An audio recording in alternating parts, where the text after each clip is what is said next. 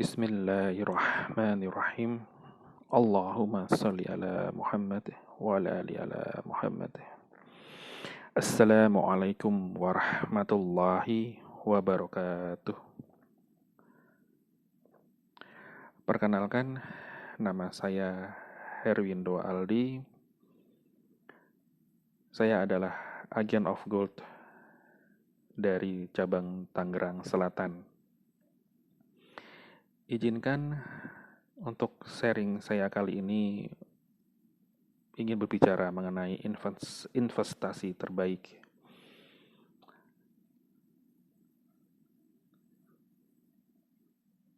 Pasti kita semua mengalami problem atau masalah-masalah tentang keuangan ya. Pertama adalah misalkan penghasilan meningkat, namun tetap sulit menabung, walaupun gaji atau penghasilan kita naik, tetapi kenapa tabungan kita segitu-segitu aja gitu, tidak berubah. Mungkin karena sifat konsumtif kita atau enggak lifestyle kita juga ikut naik, sehingga akhirnya tabungan kita juga akhirnya sama. Terus selalu pinjam uang untuk kebutuhan darurat. Ini na'udzubillah min dzalik, banyak hutang riba, selalu mengandalkan kartu kredit, suka telat bayar tagihan, dan juga hidup yang terlalu konsumtif.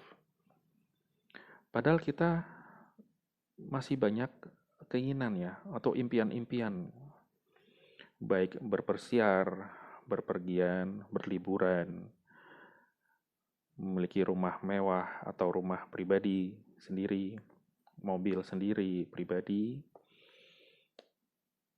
beribadah, umroh haji, dan lain-lain. Tetapi impian tersebut itu tidak tercapai karena tadi itu problem-problem kita.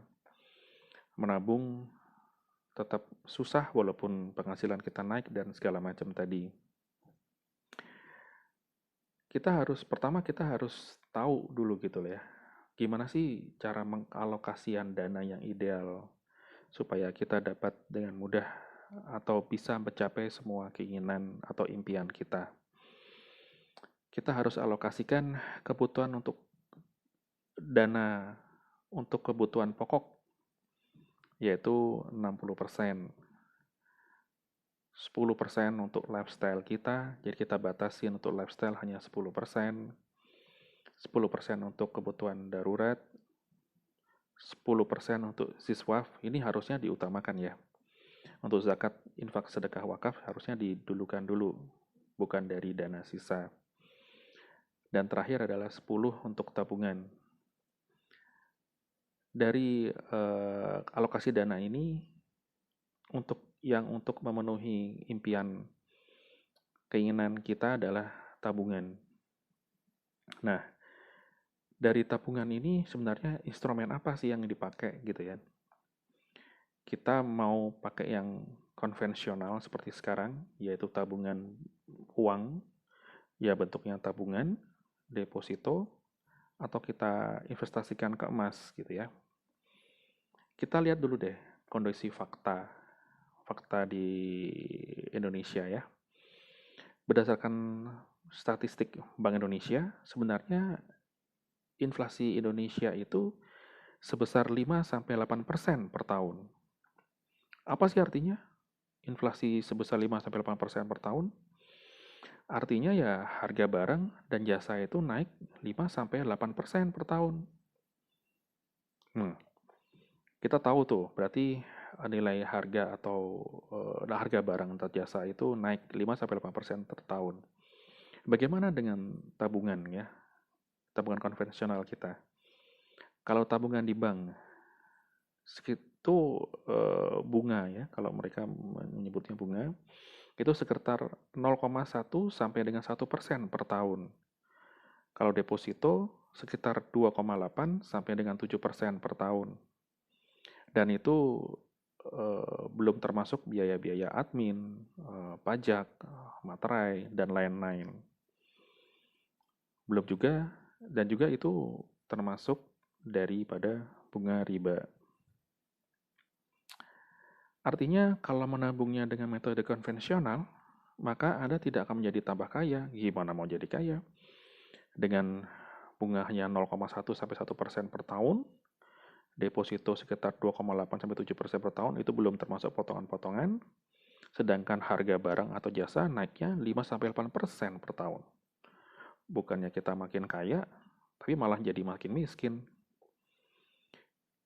Sedangkan kalau kita instrumennya adalah ke emas murni itu pertumbuhannya rata-rata adalah 15 sampai 40% per tahun. Wow.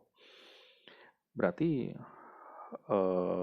berapa kali lipat ya terhadap inflasi atau harga kenaikan harga barang atau jasa. Maka dari sini bisa dilihat bahwa emang untuk tabungan adalah sebaiknya ke emas. Karena kalau menabung uang, maka akan habis tergerus. Tapi kalau menyimpan emas, akan naik dari tahun ke tahun. Jadi, jadikanlah emas adalah instrumen terbaik untuk mempersiapkan masa depan, untuk mencapai keinginan atau keimpian-impian kita. Artinya adalah membeli emas itu seperti membeli masa depan dengan harga hari ini.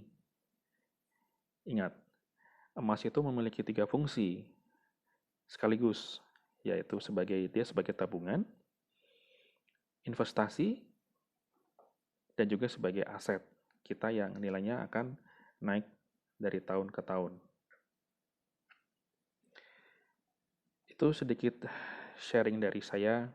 Untuk nextnya saya akan sharing mengenai apa sih manfaat-manfaat emas, terus dibandingkan dengan misalkan investasi ke rumah, investasi ke saham, itu gimana sih Mas? Apakah masih lebih tinggi atau sama atau malah justru emas itu lebih rendah daripada saham atau rumah? Untuk nextnya saya akan coba sharing di video selanjutnya. Bila ada yang salah, mohon maaf karena itu berdasarkan dari saya sebagai manusia. Bila ada yang benar, insya Allah itu dari Allah Subhanahu wa Ta'ala. Sekian dari saya. Wassalamualaikum warahmatullahi wabarakatuh.